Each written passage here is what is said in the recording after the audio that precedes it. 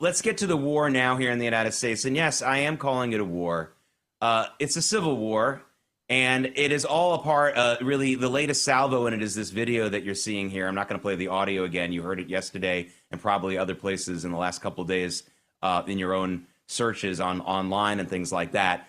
But these are elected Democrats, some of them are also bureaucrats, urging our military basically to be insubordinate, to really start an insurrection. Now, they're claiming, oh, all we were doing is reminding troops that you can't follow an unconstitutional order. That's like saying, well, we know that already. But because they didn't specifically say which order, they're trying to undermine the whole chain of command. And, Colonel, I've seen this before.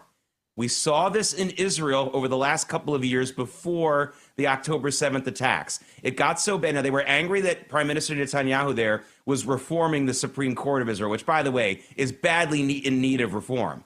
And they started these massive protests, and they eventually started telling reservists in Israel not to report for duty. I think only a handful of them, like 5 or 6, listened. But still, this is really making me nervous because I think this puts us in a very vulnerable position for a major terrorist attack, just like Israel suffered on October 7th.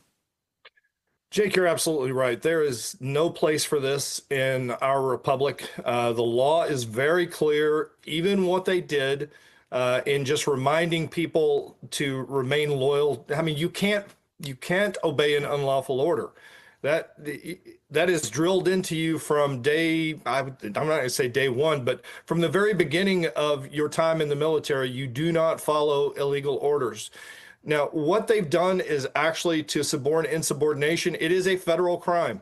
I think it's 2387, and they need to be held accountable. I despair because I don't believe Pam Bondi will actually bring them to justice. But Captain Mark Kelly, Senator Kelly, is a field grade officer, and they have a higher responsibility to obey orders and to understand the Uniform Code of Military Justice and the reason for a chain of command. It is entirely dangerous, Jake. I mean, honestly, we're looking at an insurrection around ICE.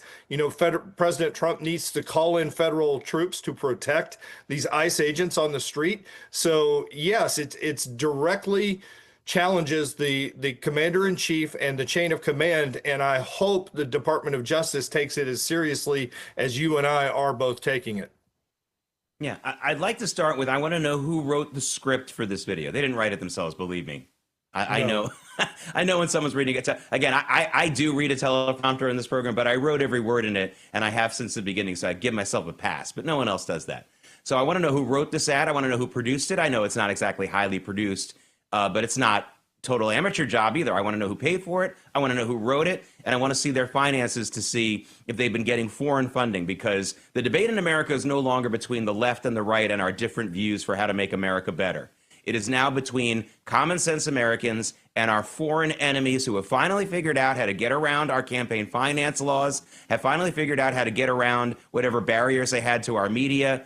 And that's who we're dealing with here. And these people are dupes. I don't care how smart their resumes are. Elise Stefanik is supposed to, Elise Slotkin is supposed to be so smart. I don't care. They've been absolutely compromised. Now,